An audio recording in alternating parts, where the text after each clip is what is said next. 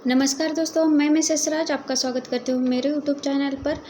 आज हम इस वीडियो में टीचिंग एड्स जो रहते हैं टीचिंग एप्टीट्यूड में, यह एक बहुत ही महत्वपूर्ण पार्ट है।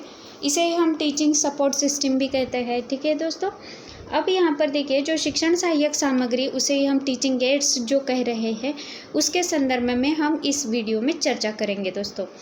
और दोस्तों यहाँ पर देखिए, जो हमारा 2021 का टारगेट है JRF पाने का, उसे हम हासिल करके रहेंगे।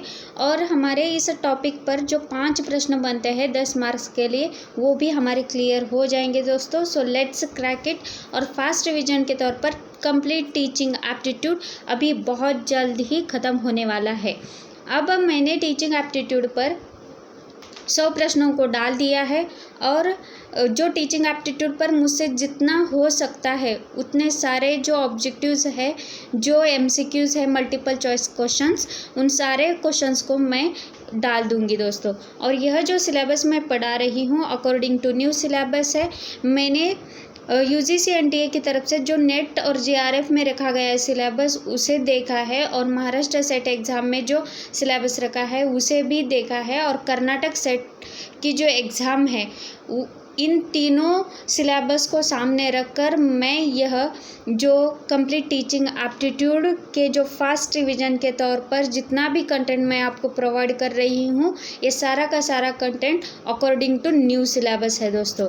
ठीक है, अब यहाँ पर देखिए, हाँ दोस्तों, मेरा चैनल है एजुकेशन विथ मी। ठीक है, लर्न एंड क्रैक एग्ज़ाम, जो मेरा टाइम टेबल है, जो शेड्यूल है, मैंने डाल दिया है। मंडे टू फ्राइडे पेपर 1 और पेपर 2 का जो सेशन होता है, पेपर 1 का सेशन सुबह 11 से 12 बजे तक, और दोपहर में 1 से 2 बजे तक मेरा पेपर 2 का सेशन हो रहा है दोस्तों।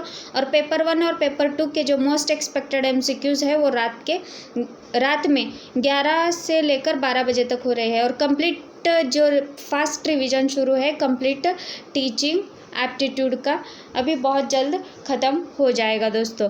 और मैंने कंप्लीट टीचिंग एप्टीट्यूड के जो भी 100 क्वेश्चन का एक वीडियो मैंने ऑलरेडी MCQs का डाल दिया है। अगर आप उस वीडियो को नहीं देखा है तो आप मेरे चैनल के प्लेलिस्ट में जाकर उस वीडियो को देख सकते हैं दोस्तों। और सैटरडे संडे के दिन प्रीवियस ईयर के क्वेश्चंस, मोस्ट एक्सपेक्टेड MCQs और डाउट क्लियरिंग सेशन हो रहा है दोस्तों। अगर आपको सिलेबस के रिलेटेड या किसी कंटेंट के रिलेटेड अगर कोई डाउट है तो आप मुझे कमेंट करके बता सकते हैं, और मुझे टेलीग्राम पर फॉलो भी कर सकते हैं। और टेलीग्राम पर भी मैंने क्विजेस डालना शुरू कर दिया है, और PDF भी मैं वहाँ पर डाल रही हूँ। और जो भी एग्ज़ाम के रिलेटेड जो भी महत्वपूर्ण जो नोटिफिकेशन होता है, जो अनाउंसमेंट होता है, सबसे पहले मेरे चैनल पर आपको देखने को मिलेगा। अगर आप मेरे चैनल पर नए हैं तो प्लीज़ सब्सक्राइब करना मत भूलिएगा, और मेरे वीडियोस को शेयर करते रहिएगा। जिस प्रकार मेरे वीडियोस के कारण आपको हेल्प हो रही है, उसी प्रकार आपके दोस्तों को भी उसकी हेल्प मिले। और एक लाइक तो बनता ही है दोस्तों, अगर आप एक लाइक करेंगे तो मुझे मोटिवेशन बहुत ज़रूर मिलेगा। और मैं कहना चाहती हूँ कि आपके सामने मैं जो कंटेंट ला रही हूँ वो किसी एक किताब से नहीं है दोस्तों। बहुत सारे किताबों को पढ़ने के बाद मैं यहाँ पर कंटेंट आपके सामने ला रही हूँ जो भी एग्ज़ाम के रिलेवेंट है। ठीक है, आप मेरे चैनल पर सब्सक्राइब करने के बाद बेल आइकन को प्रेस करके रखिएगा, और जो भी मेरे वीडियोस के नोटिफिकेशन है वो सारे के सारे नोटिफिकेशन आपको टाइम टू टाइम मिले। और टेलीग्राम पर मुझे फॉलो करते रहिएगा दोस्तों। और उसके साथ ही मैं यह कहना चाहती हूँ कि मेरे चैनल पर UGC NTA की तरफ से जो हमारा पेपर 1 और पेपर 2 का सिलेबस है, वो फ्री ऑफ कॉस्ट मेरे चैनल पर फ्री क्लासेस हो रही है। आपको किसी भी प्रकार के चार्जेस देने की ज़रूरत नहीं है। और एक बात कहना चाहती हूँ कि UGC NTA की तरफ से जो सिलेबस रखा है, महाराष्ट्र सेट एग्ज़ाम और कर्नाटक सेट एग्ज़ाम की तरफ से जो भी सिलेबस रखा है, उन सारे के सारे इन तीनों एग्ज़ाम के जो भी प्रिपरेशन है, मेरे चैनल पर फ्री क्लासेस शुरू कर दिया है दोस्तों। तो अब हम टीचिंग एड्स को शुरू करते हैं। उसे ही हम शिक्षण सहायक सामग्री या शिक्षण सहायक प्रणाली यानी टीचिंग सपोर्ट सिस्टम भी कहते हैं। टीचिंग सपोर्ट सिस्टम के 2 प्रकार के भेद हो सकते हैं, परंपरागत शिक्षण सहायक प्रणाली और आधुनिक शिक्षण सहायक प्रणाली। उसके साथ ही हम अगर देखेंगे तो इसे 3 भागों में भी विभाजित किया जा सकता है। इसे ही परंपरागत शिक्षण सहायक प्रणाली, आधुनिक शिक्षण सहायक प्रणाली और आईसीटी आधारित शिक्षण प्रणाली के रूप में हम 3 प्रकार से इसके भेद कर सकते हैं दोस्तों। अब हम थोड़ा सा और चर्चा करेंगे शिक्षण सहायक सामग्री के संदर्भ में। जो शिक्षण सहायक सामग्री को प्रचलित रूप में दृश्य श्राव्य सामग्री यानी ऑडियो विजुअल एड्स भी कह सकते हैं दोस्तों, ठीक है। और यहाँ पर देखिए कि यह जो शिक्षण को गंभीर, रोचक तथा प्रभावी बनाती है और प्रायः जो छात्रों में किसी ज्ञान को प्राप्त करने के लिए 3 साधन बताए जाते हैं। सबसे महत्वपूर्ण जो है तो 3 साधन इसमें से देखिए, प्रत्यक्ष इंद्रिय संबंध और चित्र या अन्य वस्तुएं, मौखिक या छिपे हुए जो शब्द होते हैं उसके संदर्भ में ये 3 साधन माने जा सकते हैं। और इन 3 साधनों में जो तीसरे साधन का तब तक महत्व नहीं है जब तक कि उसका संबंध प्रत्यक्ष इंद्रियों से स्थापित नहीं किया जा सकता। शिक्षण सहायक सामग्री केवल शिक्षण में सहायता करती है और एक शिक्षक सामग्री चाहे कितना भी उत्तम क्यों न हो, वह शिक्षक को स्थान ग्रहण नहीं कर सकता, ठीक है। संक्षेप में पाठकों को रोचक एवं सुबोधपूर्ण बनाने के लिए शिक्षण सहायक सामग्री की आवश्यकता अनुभव की जा सकती है और इससे सैद्धांतिक, मौखिक एवं नीरस पाठकों को सहायक उपकरणों के प्रयोग से अधिक स्वाभाविक, मनोरंजक एवं उपयोगी बनाई जा सकती है। वास्तव में अगर सहायक सामग्री का जो उद्देश्य है उसे अगर देखेंगे तो श्रवण एवं दृष्टि संबंधी ज्ञान इंद्रियों को अधिक सक्रिय बनाकर ज्ञान ग्रहण करने का जो मार्ग होता है उसे प्रशस्त करना है दोस्तों। अध्यापक स्वयं एक उत्तम दृश्य सामग्री की तरह कार्य करता तो है ही, किंतु वह भी विषय को सरल एवं सुबोध बनाता है। वह भली भांति विषय वस्तु को समझाने का प्रयास करता रहता है, फिर भी शिक्षक स्वयं में पूर्ण नहीं कहा जा सकता। अतः सहायक प्रणाली जो है, शिक्षण सहायक सामग्री की जो प्रणाली है, उस प्रणाली का प्रयोग उसके लिए बहुत ही अनिवार्य भी हो सकता है या अनिवार्य नहीं भी हो सकता है। अतः यह सहायक सामग्री जो दृश्य श्राव्य सामग्री ऐसे साधन होते हैं जिन्हें हम आँखों से देख सकते हैं, कानों से सुन सकते हैं और ऐसी प्रक्रियाएं हैं जिनमें दृश्य और सामग्री एवं श्राव्य इंद्रिय सक्रिय भाग लेती है। इसमें दृश्य श्राव्य सामग्री इसे ही हम कह सकते हैं। इसकी जो परिभाषाएं हैं उसमें एल्विन स्ट्रॉन्ग के अनुसार दृश्य श्राव्य सामग्री जो होती है उसके संदर्भ में इन्होंने अपनी परिभाषा यानी अपनी व्याख्या बताई है। दृश्य और श्राव्य सामग्री के अंतर्गत उन सभी साधनों को सम्मिलित किया जाता है जिनकी सहायता से पाठकों की जो पाठ में रुचि बनी रहती है तथा वे उसे सरलता पूर्वक समझाते हुए अधिगम के उद्देश्यों को प्राप्त कर लेते हैं। समझ में आया? अब यहाँ पर देखिए, कर्टर ये गुड के अनुसार कोई भी ऐसी सामग्री जिसके माध्यम से शिक्षण प्रक्रिया को उद्दीप्त किया जा सके अथवा श्रवण इंद्रिय संवेदनाओं के द्वारा आगे बढ़ाया जा सके, श्रवण दृश्य सामग्री कहलाती है। अगले जो विद्वान है डेंट जी के अनुसार अगर हम इस परिभाषा को देखेंगे तो दृश्य श्राव्य सामग्री एक ऐसी सामग्री है जो कक्षा में या अन्य शिक्षण परिस्थितियों में लिखित या बोली जाने वाली पाठ्य सामग्री को समझाने में लाभ पहुंचाती है। ठीक है दोस्तों, आगे देखिए, अगर हम इन परिभाषाओं को अगर हमने समझा है तो इसका अर्थ यह होता है कि दृश्य श्राव्य सामग्री एक ऐसी सामग्री है जो उपकरण अथवा युक्तियाँ मानी जा सकती है और जिनके प्रयोग करने से विभिन्न शिक्षण परिस्थितियों में छात्र और समूहों के मध्य प्रभावी ढंग से ज्ञान का संचार किया जाता है। यहाँ पर देखिए, अगर हम इस ट्रायंगल को देखेंगे, यहाँ पर ये जो यहाँ पर एक छोटा सा डायग्राम है, उस डायग्राम को अगर देखेंगे तो सबसे रूप में स्पष्टीकरण आता है, दूसरा प्रेरणा और उद्दीपन। यह जो प्रक्रिया है उद्दीपन, स्पष्टीकरण और उद्दीपन, प्रेरणा और स्पष्टीकरण, इसमें अगर हम देखेंगे दोस्तों तो दृश्य श्राव्य सामग्री अधिगम का अनुभव करने के लिए यह जो डायग्राम है बहुत ही महत्वपूर्ण है। इस प्रकार अगर दृश्य श्राव्य सामग्री एक ऐसा अधिगम अनुभव है जो शिक्षण प्रक्रिया को उद्दीप्त करता है और छात्रों को नवीन ज्ञान प्राप्त करने के लिए प्रेरणा देता है या प्रेरित करता है और शिक्षण सामग्री को अवबोध प्रदान करता है, उससे छात्रों के अनुरूप सहज सरल स्पष्ट सुबोध बनाने में स्पष्टीकरण के साथ सुबोध बनाने के लिए इसका प्रयोग किया जा सकता है। अब हम आगे देखेंगे दोस्तों दृश्य श्राव्य सामग्री के संदर्भ में कुछ महत्वपूर्ण जो बातें हैं, जो महत्व है, उस महत्व को, उसकी विशेषताएं, उसके जो उद्देश्य है और उसके जो आवश्यक गुण है उसके संदर्भ में हम थोड़ी सी चर्चा करेंगे दोस्तों।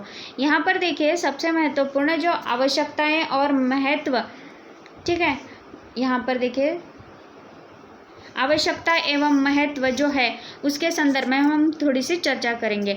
यहाँ पर देखिए इसे ही हम importance and need of audio visual aids भी कहते हैं और इसमें जो ज्ञान इंद्रियों पर आधारित होता है वह दीर्घजीवी होता है और यहाँ पर स्थायी बना रहता है। दृश्य श्राव्य सामग्री इस सिद्धांत पर आधारित है। जो दृश्य श्राव्य सामग्री की आवश्यकताएं और महत्व को संक्षेप में हम बताएंगे यहाँ पर दोस्तों।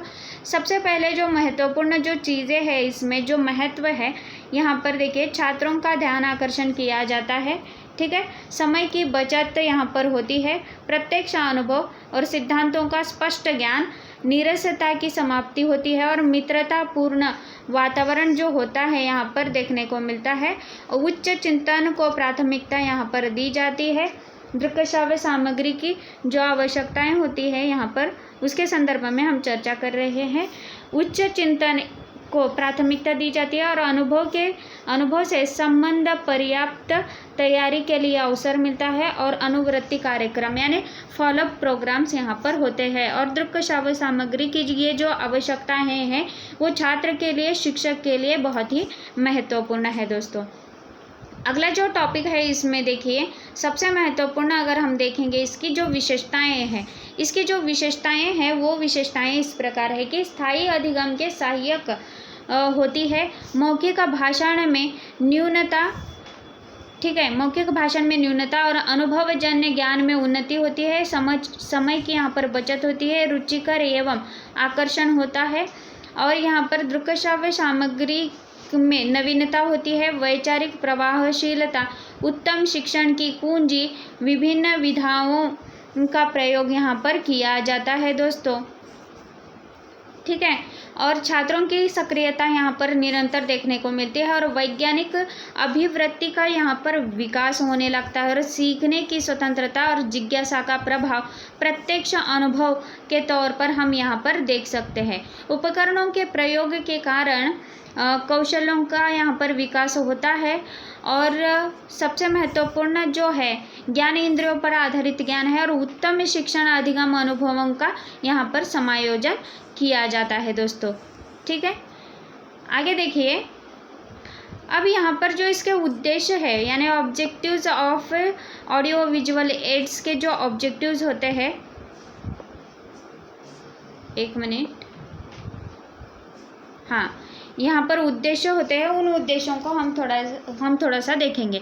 यहाँ पर जो दृश्य श्राव्य सामग्री का जो उद्देश्य होता है पाठ के प्रति रुचि पैदा करना और तथ्यात्मक या तथ्यों का जो सूचना को रोचक बनाना, अधिगम धारणा को सुधार लाना, छात्रों को क्रियाशील बनाना, अध्ययन रुचियों को विकसित करना और प्रतिभाशाली बालकों के ज्ञान को संवर्धित करना, मानसिक मंदता वाले छात्रों को आधारभूत मूर्त ज्ञान प्रदान करना और पाठ्य सामग्री को सरल सुबोध बनाना, सहज बनाना, जो छात्र होते हैं उनके जो अवधान को फोकस करना यानी उनकी जो दृष्टि है उसको फोकस करते रहना और छात्रों के प्रेक्षण कौशल्यों का विकास करना और अमूर्त पदार्थों को मूर्त बनाना, इसका महत्वपूर्ण उद्देश्य होता है दृश्य श्राव्य सामग्री का।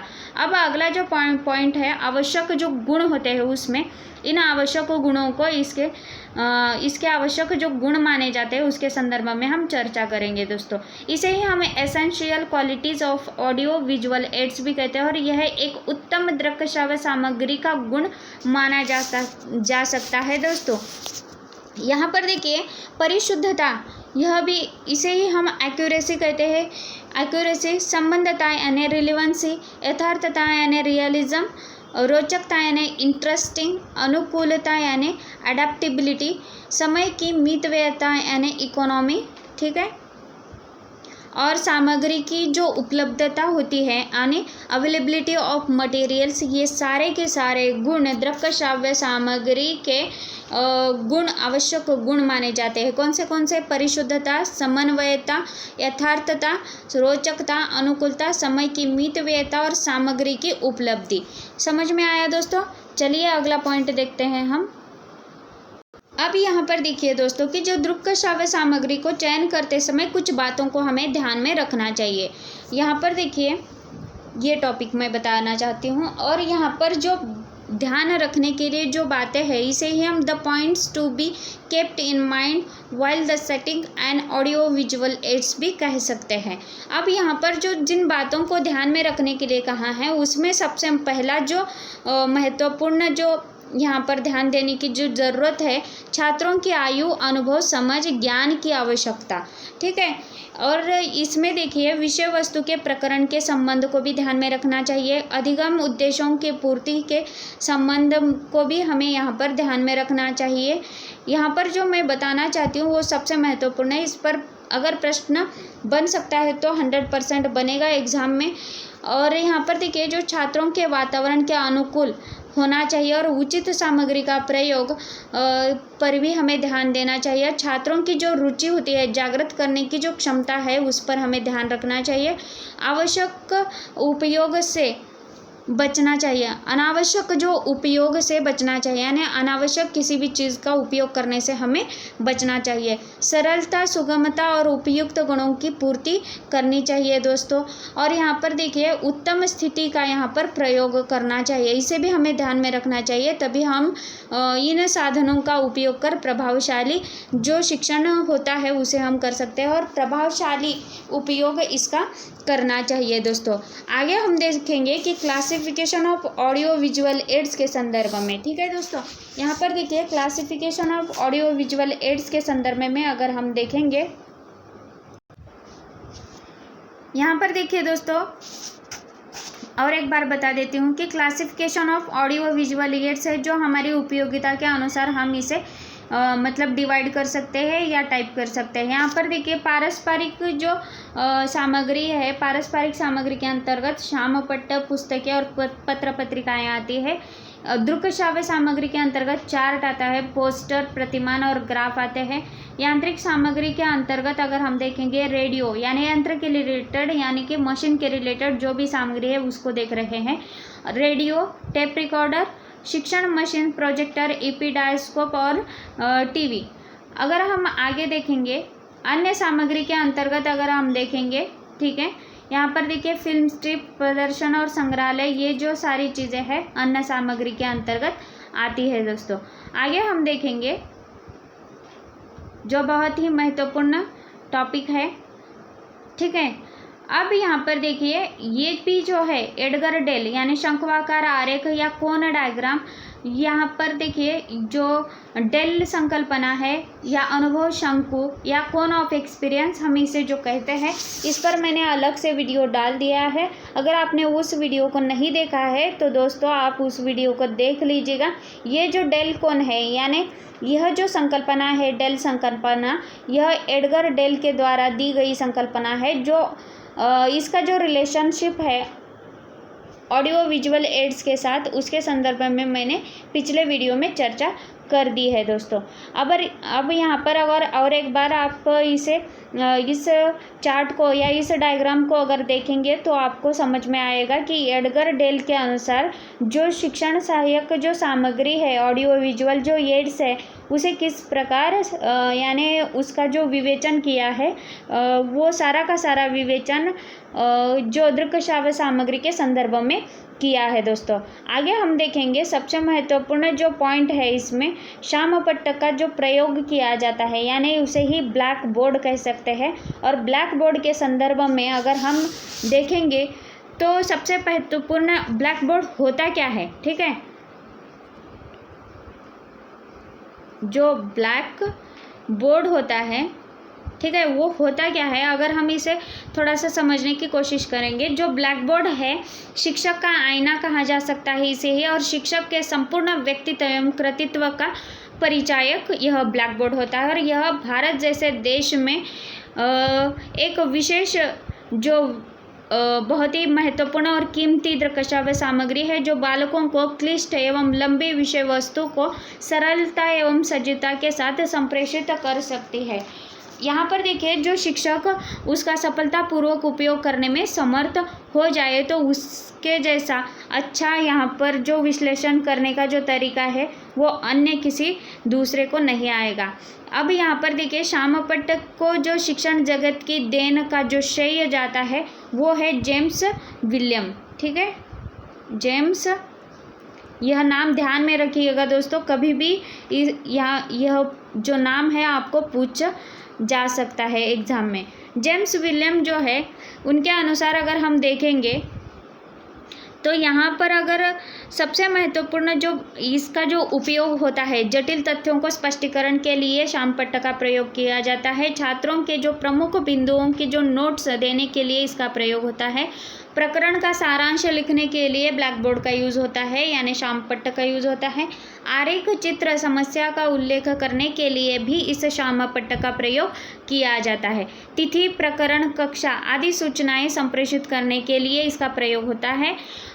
विभिन्न उपकरणों को चित्र प्रस्तुत करने के लिए इसका प्रयोग किया जाता है और कठिन एवं नवीन प्रत्ययों को संप्रेषित करने के लिए इस श्यामपट्ट का उपयोग किया जाता है और छात्रों को सारांश लिखने के कौशल्य में प्रशिक्षित करने के लिए तथा छात्रों के समक्ष अनुकरणीय शिक्षण कार्य एवं लेखन के लिए इस श्यामपट्ट का प्रयोग किया जाता है। श्यामपट्ट का प्रयोग, ठीक है। अब हम देखेंगे जो श्यामपट्ट के जो सबसे महत्वपूर्ण जो भेद माने जाते हैं या प्रकार माने जाते हैं उन प्रकारों को हम देखेंगे दोस्तों।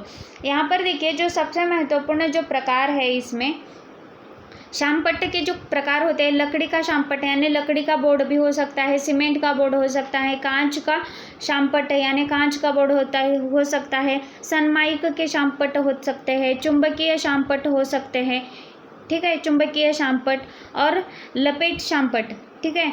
यहाँ पर देखिए, इसे मैं जो बताना चाहती हूँ कि अगर एग्ज़ाम में यह जो श्यामपट्ट है, ठीक है, इस पर कुछ जो पारंपरिक श्यामपट्ट सीमेंट से धरातल के तैयार करके उसे काले पेंट करके तैयार किए जाता है, किंतु आजकल बहुत सारे ऐसे श्यामपट्ट उपलब्ध है जिसका उपयोग शिक्षक कर रहे हैं, ठीक है दोस्तों। आगे देखिए, जो वास्तविक वस्तुओं के जो प्रकार होते हैं उसके संदर्भ में हम यानी वास्तविक वस्तुएं होती क्या है उसे हम थोड़ा सा देखेंगे दोस्तों, ठीक है।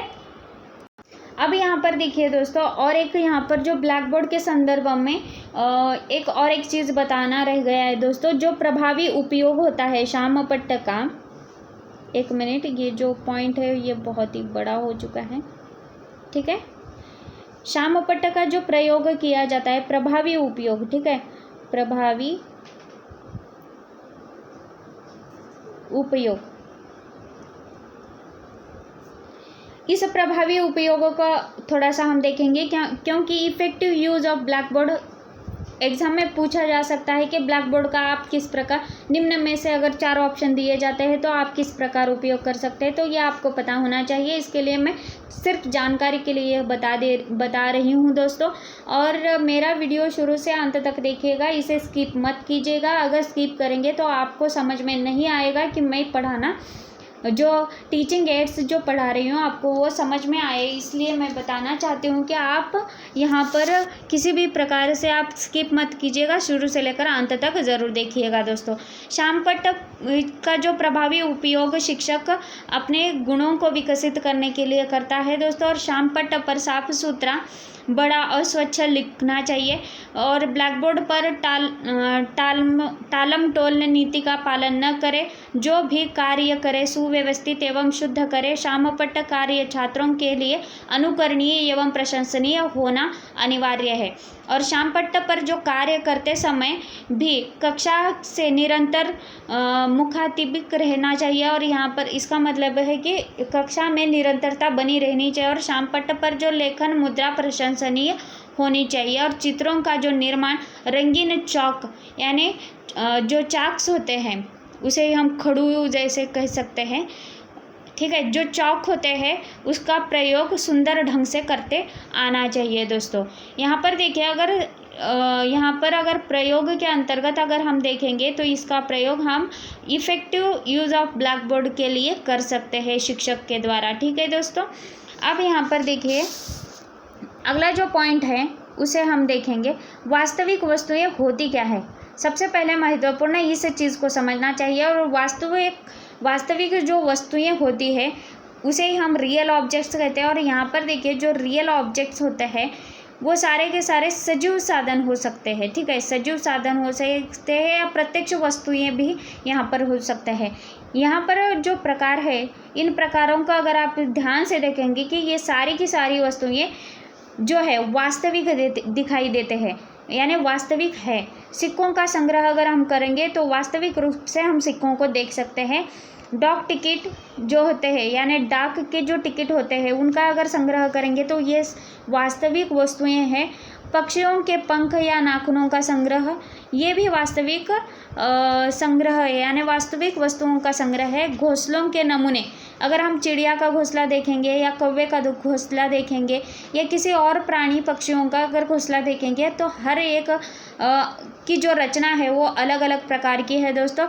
भिन्न फूल, फल, पौधे और जीवंत वस्तुएं ये भी वास्तविक वस्तुओं का जो प्रकार है हम देख सकते हैं। अब मॉडल होते क्या है, मॉडल जो है इसे हम प्रतिमान कहते हैं। और प्रतिमान ऐसी स्थिति में जब वस्तुओं को कक्षा में नहीं लाया जा सकता अथवा उनका प्रयोग संभव नहीं होता है तो प्रतिमान या मॉडल का प्रयोग यहाँ पर किया जा सकता है।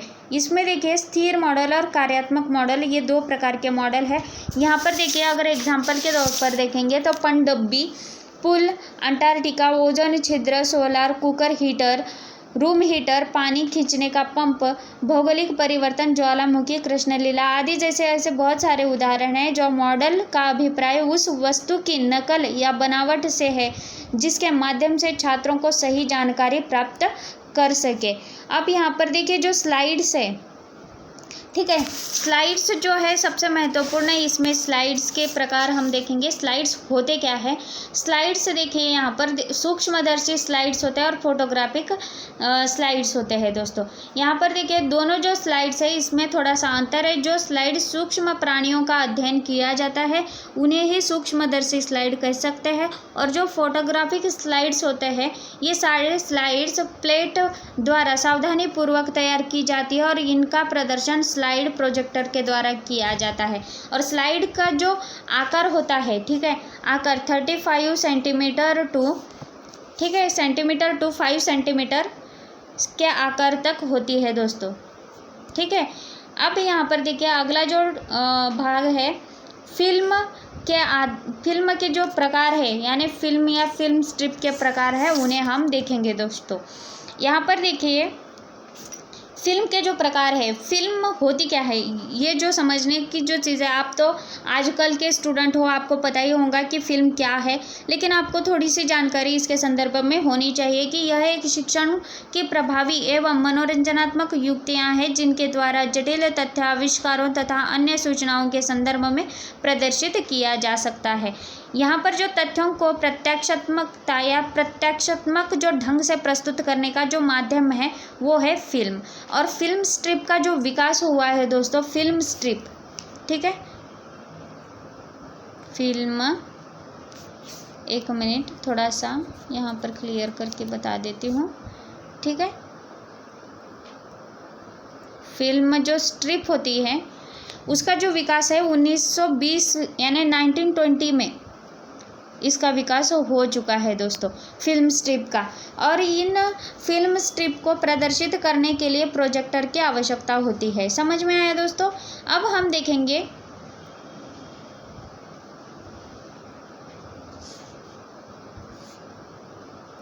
थोड़ा सा स्क्रॉल हो चुका था, आप समझने की कोशिश ज़रूर कीजिएगा, ठीक है, थोड़ा सा जूम हो गया था, फिर भी मैं और एक बार इसे जूम क्लियर करवा कर आपको बता दूंगी। यहाँ पर देखिए जो फिल्म के प्रकार होते हैं, आदर्श शिक्षण फिल्म इसका जो मतलब बेसिक टीचिंग जो फिल्म्स होती है, ये जो फिल्में प्रमुख रूप से शिक्षण अधिगम के लिए बनाई जाती है। सबसे महत्वपूर्ण जो आधार शिक्षण होता है यानी बेसिक टीचिंग जो फिल्म्स होती है, वो सारी की सारी फिल्म्स शिक्षण अधिगम के लिए बनाई जाती है। ये सबसे महत्वपूर्ण पॉइंट है दोस्तों इसमें का। अब पूरक शिक्षण की जो फिल्म्स होती है वो 2 प्रकार की हो सकती है, 2 नहीं 3 प्रकार की हो सकती है, सॉरी। उसमें देखिए डॉक्यूमेंट्री फिल्म्स, प्रायोजित फिल्म्स और फीचर फिल्म्स। जो डॉक्यूमेंट्री फिल्म होती है, ये फिल्म यथार्थ जीवन संबंधित घटनाओं के लिए तैयार की जा सकती है।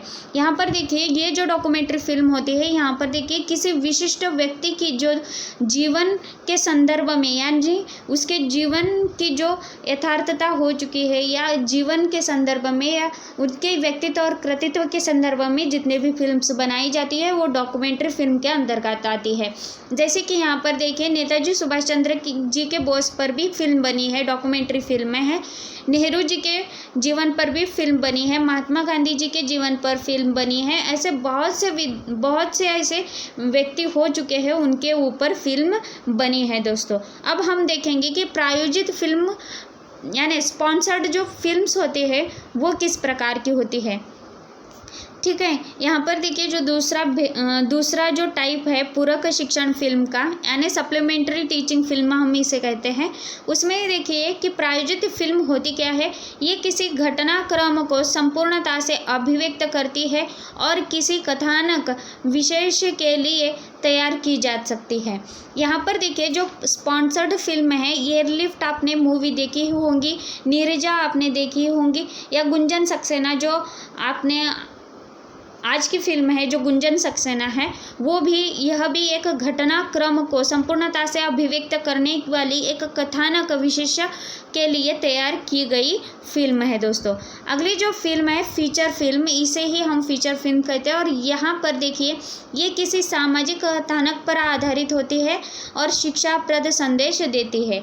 ठीक है दोस्तों, सामाजिक कथानक पर आधारित अगर फिल्म बनती है तो यहाँ पर देखिए सिंधुताई सपकाल की जो फिल्म बनी है वो एक सामाजिक कथानक पर आधारित फिल्म है और उससे शिक्षा हम प्रदान या ग्रहण करने वाले जो संदेश है उससे हमें देखने को मिलते हैं दोस्तों।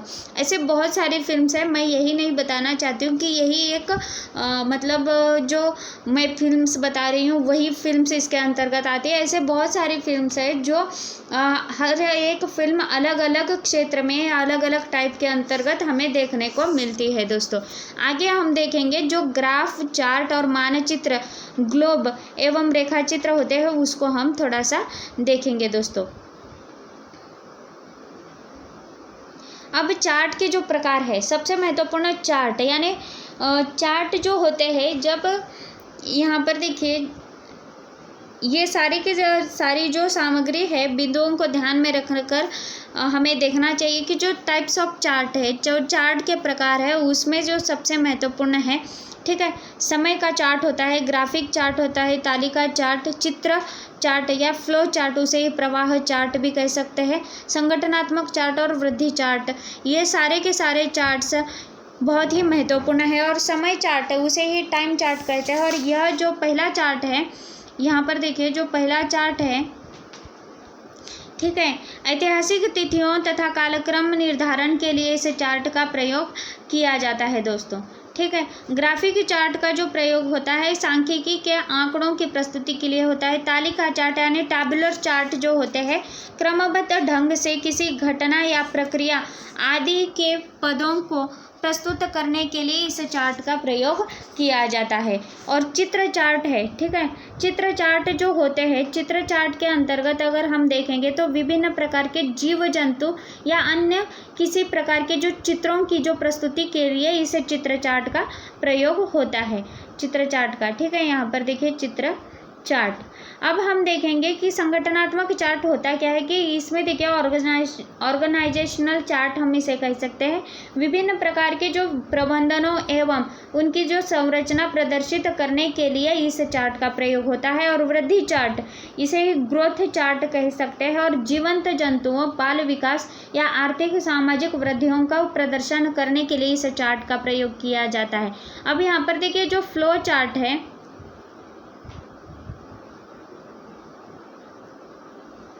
ठीक है।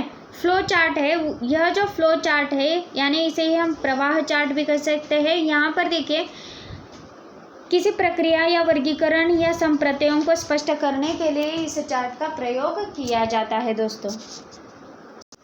अब हम आगे देखेंगे दोस्तों, समझ में आया होगा। अभी ग्राफ के प्रकार कितने होते हैं? ग्राफ के प्रकारों में सबसे महत्वपूर्ण है छड़ाकार ग्राफ, ठीक है, इसे ही हम बार ग्राफ कहते हैं। अब बार, ठीक है, और स्तंभाकार ग्राफ यानी हिस्टोग्राम होता है, उसे हम हिस्टोग्राम कहते हैं। आवृत्ति भुज यानी फ्रीक्वेंसी पॉलीगॉन, ठीक है। वृत्त चित्र जो होते हैं उसे ही पाई डायग्राम कह सकते हैं। पिक्टोरियल ग्राफ जो होते हैं, ठीक है, उसे ही हम पिक्टोरियल ग्राफ ही कहते हैं। इन सारे के सारे इमेजेस मैं आगे दिखा दूंगी, ठीक है। ओजाई व या तोरण, ठीक है, यह एक ग्राफ का प्रकार होता है दोस्तों, ठीक है। यानी ग्राफ्स का भी हम दृक्श्राव्य सामग्री के अंतर्गत प्रयोग कर सकते हैं। संग्रहालय के जो प्रकार होते हैं, 4 प्रकार के संग्रहालय हो सकते हैं। उसमें देखिए सबसे महत्वपूर्ण जो है सामान्य संग्रहालय, कला संग्रहालय, ऐतिहासिक यानी इतिहास के संबंधित जो संग्रहालय होते हैं इतिहास के संबंधित, उन संग्रहालयों को अगर हम देख सकते हैं। बाल संग्रहालय यानी बच्चों के लिए जो संग्रहालयों का हम देख सकते हैं, बच्चों के लिए संग्रहालय होते हैं। अब हम देखेंगे दृश्य श्राव्य प्रयोगशाला के जो उपकरण होते हैं वो सबसे महत्वपूर्ण है। देखिए रेडियो ट्रांजिस्टर, ठीक है, सूक्ष्मदर्शी यानी micro projector, tape recorder, slide projector, magic लालटेन, ठीक है, epidiascope, over hand projector, film strip, TV, compact disc, ठीक है, आपको दिखाई दे रहा है कॉम्पैक्ट डिस्क। और कॉम्पैक्ट डिस्क के जो प्लेयर्स होते हैं वो सारे के सारे प्लेयर, और कंप्यूटर और शिक्षण की जो मशीन्स होते हैं उसके संदर्भ में हम थोड़ा सा देखेंगे। शिक्षण के मशीन के संदर्भ में 2 संरचित यानी पूर्व रचित उत्तर युक्त मशीन और बहुचयन मशीन्स, ये 2 प्रकार के होते हैं। और इसमें देखिए ग्लाइडर मशीन्स होते हैं, डिस्क मशीन्स, टाइपराइटर मशीन्स, आपने टाइपराइटर मशीन को देखा ही होगा, और दृक् श्राव्य मशीन्स भी हमें देखने को मिलते हैं। अब जो टीवी के प्रकार है सबसे महत्वपूर्ण, जो टेलीविज़न एंड वीडियोज़, ठीक है, टीवी के जो प्रकार है सबसे महत्वपूर्ण यहाँ पर देखिए शैक्षिक कार्यक्रम होते हैं टीवी के प्रकार में, और स्वास्थ्य संबंधी कार्यक्रम, जीवन स्तर उन्नयन कार्यक्रम और ज्ञानवर्धन कार्यक्रम, ये इसके अंतर्गत होते हैं जो शैक्षिक कार्यक्रम के अंतर्गत आते हैं। शैक्षणिक कार्यक्रम के अंतर्गत अगर हम देखेंगे तो सबसे महत्वपूर्ण पूर्ण दूरदर्शन शिक्षण होता है। पूरक दूरदर्शन शिक्षण कार्यक्रम, दूरदर्शन एक शिक्षण साधन के रूप में देख सकते हैं, और दूरदर्शन एक महत्वपूर्ण शिक्षण साधन के रूप में है, और औपचारिक या अनौपचारिक यहाँ पर हम देख सकते हैं दोस्तों। अब हम आगे देखेंगे जो सबसे महत्वपूर्ण जो टॉपिक है इसका, ठीक है, इन टॉपिक को थोड़ा सा हम डिटेल में पढ़ेंगे दोस्तों। अब यहाँ पर देखिए जो दृक् श्राव्य सामग्री के अंतर्गत, ठीक है, थोड़ा सा डिटेल के साथ अगर हम पढ़ेंगे कि रेडियो,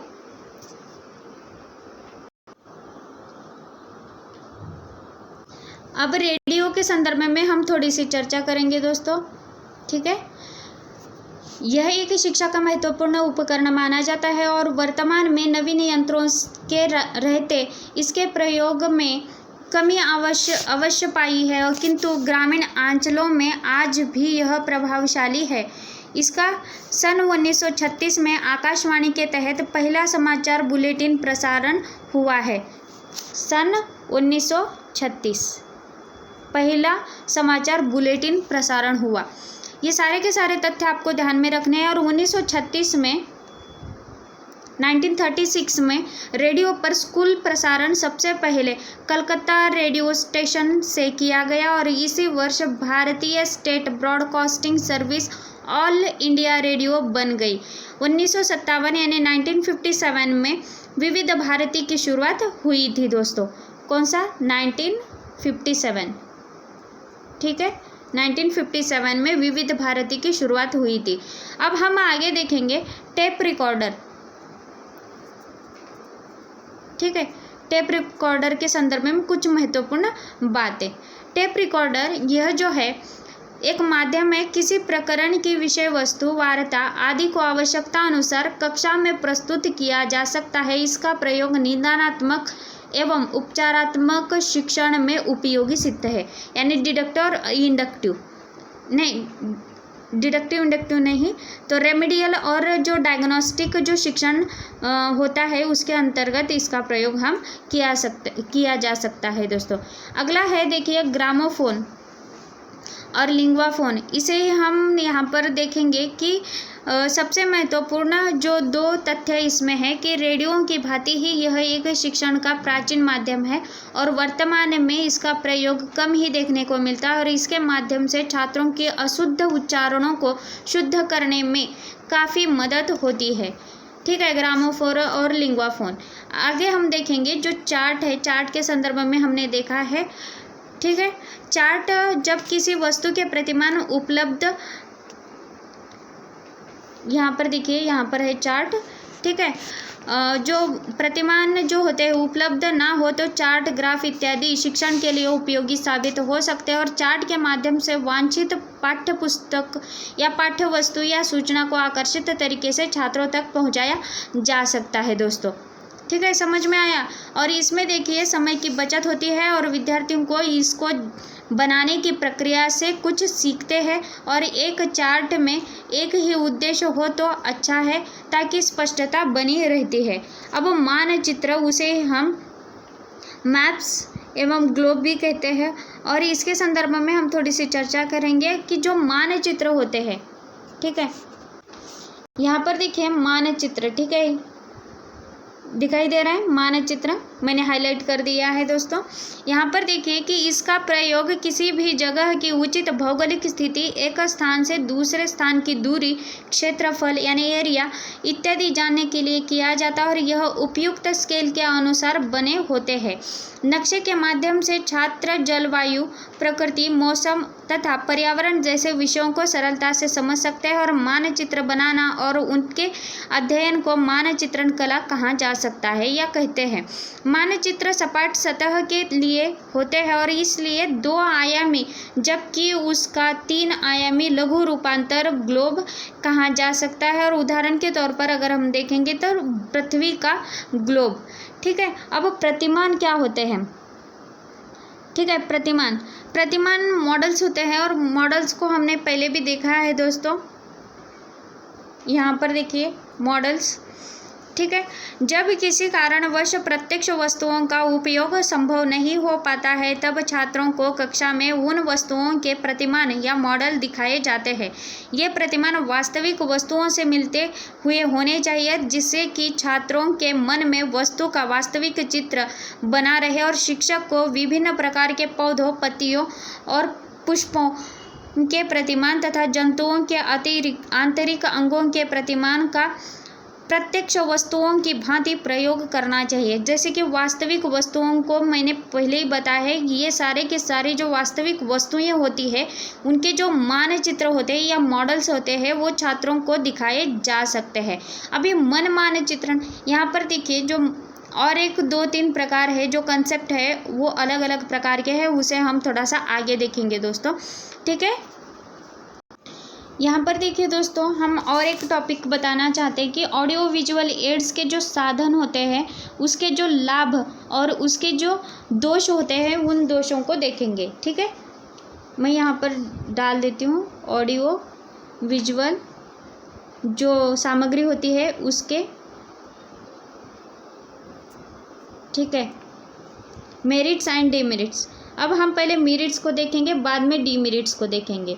अब यहाँ पर जो मेरिट्स है उसके संदर्भ में हम अगर देखेंगे तो इस सामग्री के द्वारा छात्र शिक्षण को अधिक स्पष्टता से समझ सकते हैं और यह सामग्री छात्रों का अधिक ध्यान केंद्रित करती है और उनकी शिक्षण में रुचि और स्मरण शक्ति को बढ़ाती है। दृक्श्राव्य उपकरण छात्रों को यानी स्टूडेंट को तेजी से, व्यापकता से यानी इनकॉम्प्रिहेंसिव मैनर्स को सीखने में मदद करता है और इसका जो बेहतर तरीका है जो उपयोग होने के कारण प्रशिक्षक के समय में भी बचत होती है और श्रव्य दृश्य उद्दीपन यानी स्टिमुली कहे गए शब्दों की अपेक्षा अधिक प्रभावशाली होते हैं। यहाँ पर देखिए कि इसके जो दोष होते हैं यानी डीमेरिट्स होते हैं वो सबसे महत्वपूर्ण है। ये भी डीमेरिट्स आपको देखना चाहिए। मैं आपको जानकारी के तौर पर बता रही हूँ एक अलग से टॉपिक बनाकर, ठीक है। दृश्य श्राव्य सामग्री को अधिक स्पष्टीकरण के साथ न दिखाया जाए तो इसका शिक्षार्थियों पर विकृत प्रभाव पड़ सकता है। सबसे महत्वपूर्ण जो दोष है यह है। और शिक्षण को केवल बड़े विचारों तक सीमित नहीं किया जा सकता और इन एक सीमा से ज़्यादा निर्भरता शिक्षण के दूरगामी हित में नहीं है और यह शिक्षक और शिक्षार्थी दोनों में ही विचारशील और गहन जांच से संकोच और अनिच्छा का दृष्टिकोण पैदा कर सकता है। अब और कुछ जो महत्वपूर्ण जो है इसमें देखिए, जो ऑडियो विजुअल एड्स जो दृश्य श्राव्य सामग्री के अंतर्गत मल्टीमीडिया। अब हम मल्टीमीडिया के संदर्भ में थोड़ी सी चर्चा करेंगे। यहाँ पर देखिए मीडिया और ऑडियो जो होते हैं, विषय, छवि, चित्रात्मक, वीडियो और जो फिल्म होते हैं वो मल्टीमीडिया के अंतर्गत आते हैं। यह भी एक साधन है जो दृश्य श्राव्य सामग्री के अंतर्गत आता है। और सबसे महत्वपूर्ण जो समाचार, टेलीविज़न, शामपट के संदर्भ में तो हमने पढ़ा है। वास्तविक जो पदार्थ होते हैं, रियल सब्जेक्ट या रियल ऑब्जेक्ट्स, ऑब्जेक्ट्स कहते हैं, वो भी हमने देखा है। संवाद सामग्री यह एक पॉइंट है जो डायलॉग एड्स कह सकते हैं और यह नई तकनीकी की देन है और यह संवाद सामग्री मानी जाती है। दृश्य श्राव्य सामग्री के साथ छात्रों से परस्पर संवाद भी करती है, छात्रों को गलत और सही का एहसास कराती है और यह सुविधा भारत जैसे देश में समस्त छात्रों को उपलब्ध नहीं है। जैसे interactive blackboard, internet, video callings, फिर भी इनका प्रचलन बढ़ रहा है। और प्रदर्शन बोर्ड जो होते हैं, डिस्प्ले बोर्ड, इसके संदर्भ में हमने देखा है दोस्तों, जो शामपट्ट होता है, चॉक बोर्ड, सफ़ेद बोर्ड, बुलेटिन बोर्ड, फलालेन बोर्ड और चुंबकीय बोर्ड और पेज बोर्ड, इन सारे बोर्ड को हमने देखा है। अब हम और एक चीज़ इसमें देखेंगे कि क्रियाकलाप जो सहायक सामग्री होती है यानी एक्टिविटी बेस्ड ये जो एड्स होते हैं उन्हें हम देखेंगे दोस्तों। जो एक्टिविटी बेस्ड जो भी मतलब महत्वपूर्ण है, इसमें जो क्षेत्र भ्रमण यानी फील्ड ट्रिप कह सकते हैं, प्रयोग यानी एक्सपेरिमेंट कह सकते हैं, यहाँ पे क्रिया होती है, यहाँ पर कार्य किया जाता है और कार्य करते समय ही इन एड्स का उपयोग होता है और इन एड्स के उपयोग से जो विभिन्न विषयों का जो ज्ञान छात्रों को प्राप्त होता है उसके संदर्भ में इसे हम देख सकते हैं। जो क्षेत्र भ्रमण के रूप में अगर हम देखेंगे तो ये जो सरस्वती यात्रा भी कहा जा सकता है इसे, और ये पुस्तक के बाहर की दुनिया का व्यवहारिक ज्ञान प्रदान करती है, जहाँ छात्र वस्तुओं को प्रत्यक्ष देखकर समझकर उसका ज्ञान अर्जन कर सकते हैं। अगर देखेंगे जो स्कूल के ट्रिप्स होते हैं वो सारे के सारे ट्रिप्स ये क्षेत्र भ्रमण के रूप में ही हम देख सकते हैं। जैसे कि छात्रों को बहुत सारे ऐसी जगह लेकर जाते हैं कि जहाँ पर उन्हें ज्ञान प्राप्त हो और उसका बाद में क्लास में आने के बाद उसका मूल्यांकन होता है।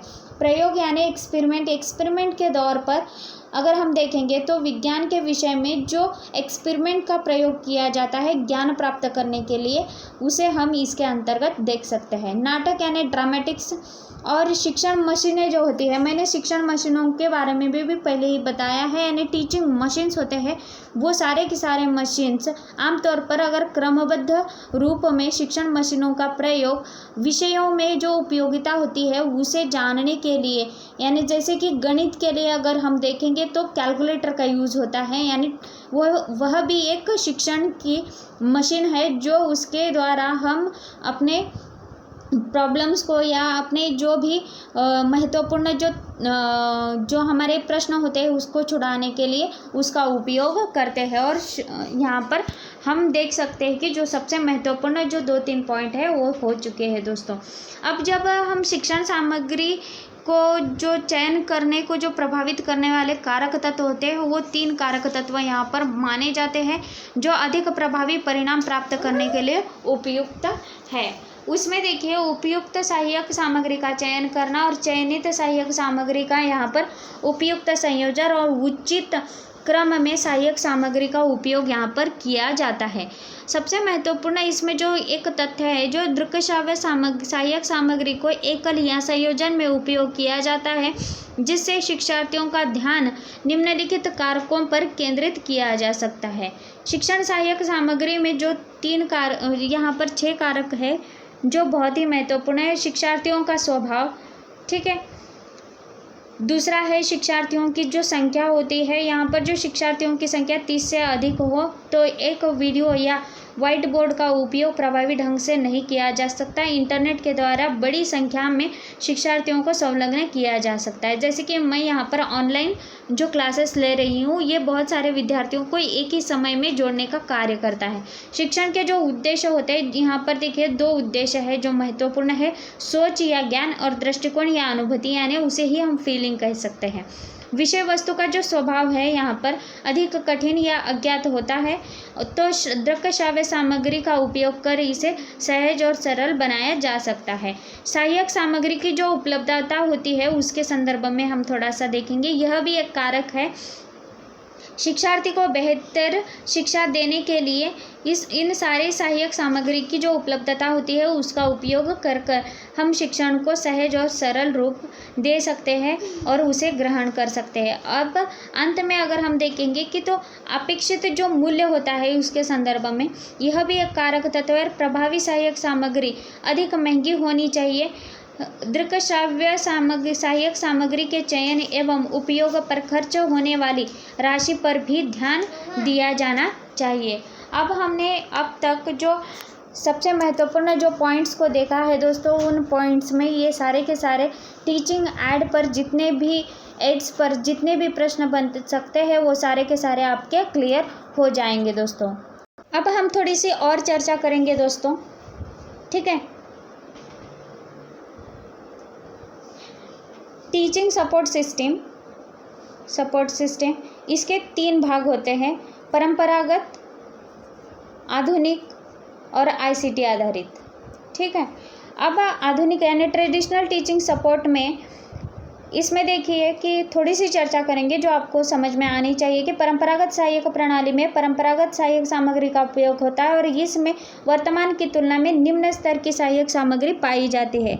इसमें शिक्षण सहायक सामग्री के रूप में दृश्य एवं श्राव्य आधारित सामग्रियाँ पाई जाती है। उदाहरण के तौर पर ब्लैक बोर्ड, मानचित्र, ग्लोब, पुस्तकें, पत्र पत्रिकाएँ आदि।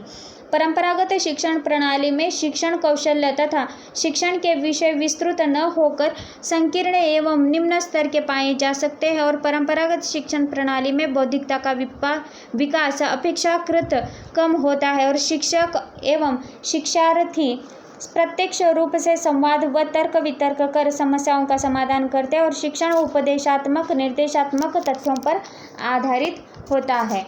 अब यहाँ पर देखिए शिक्षार्थी का जो मूल्यांकन है जांच में प्राप्त अंक या ग्रेड के अनुसार होता है और इसका अर्थ यह है कि दोस्तों इसमें जो बौद्धिकता है कमज़ोर नज़र आती है। इसमें विषय के अध्याय एवं टॉपिक के बीच सूक्ष्म संकेंद्रीकरण होता है और जिससे विस्तृत व्याख्यात्मक बौद्धिक परक विचारों का अधिक विकास नहीं हो पाता है।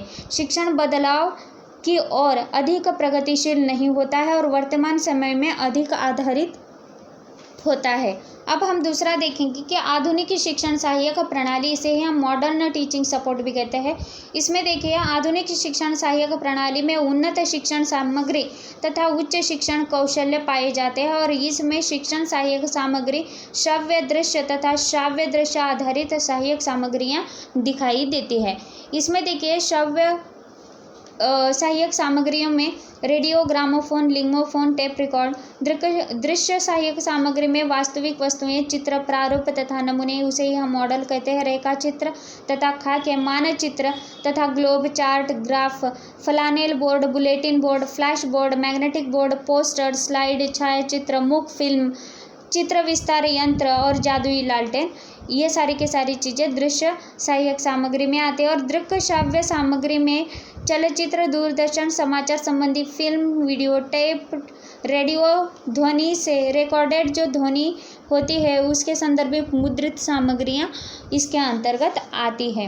अब देखिए कि इसमें जो शिक्षण का स्तर उच्च पाया जाता है और शिक्षण विषयों के साथ शिक्षार्थी की बौद्धिकता के विकास पर अधिक बल दिया जाता है आधुनिक शिक्षण सहायक सामग्री में। यहाँ पर देखिए कि प्रशिक्षित शिक्षक तथा नवीन तकनीकी से पूर्ण कक्षाओं में शिक्षण का कार्य संचालित होता है और शिक्षण में जो वर्तमान समय में ऑनलाइन सुविधाएं उपलब्ध कराई जा रही है जिससे बच्चे बिना कक्षा के वीडियो के माध्यम से शिक्षण कार्य करने में सक्षम है। कक्षाओं में विशेष रूप से कंप्यूटर, वीडियो, स्लाइड्स आदि सामग्रियों का उपयोग होता है। बच्चों की जांच मनोवैज्ञानिक तरीके से कराई जाती है। शिक्षण की जांच परीक्षाओं में शिक्षार्थी यानी छात्र द्वारा प्राप्त अंक के साथ विश्लेषणात्मक द्वारा बौद्धिकता की भी जांच यहाँ पर इस आधुनिक शिक्षण सहायक प्रणाली में होती है। दोस्तों, मानव व विकास कर उचित मानव संसाधन को बढ़ाने का प्रयास यहाँ पर किया जाता है। आधुनिक शिक्षण में शिक्षकों ने नवाचार को भी बढ़ाकर शिक्षण में सभी शिक्षार्थियों की जो नवीन प्रवृत्तियों को जन्म दिया जाता है और आधुनिक शिक्षण प्रणाली आधुनिक बदलाव के प्रति सजग और एक प्रकार से उन्हें ज्ञात होता है कि ताकि अधिक से अधिक तकनीकों व अन्य सहायक सामग्री को अपनाकर इस शिक्षण को मजबूत बनाया जा सकता है।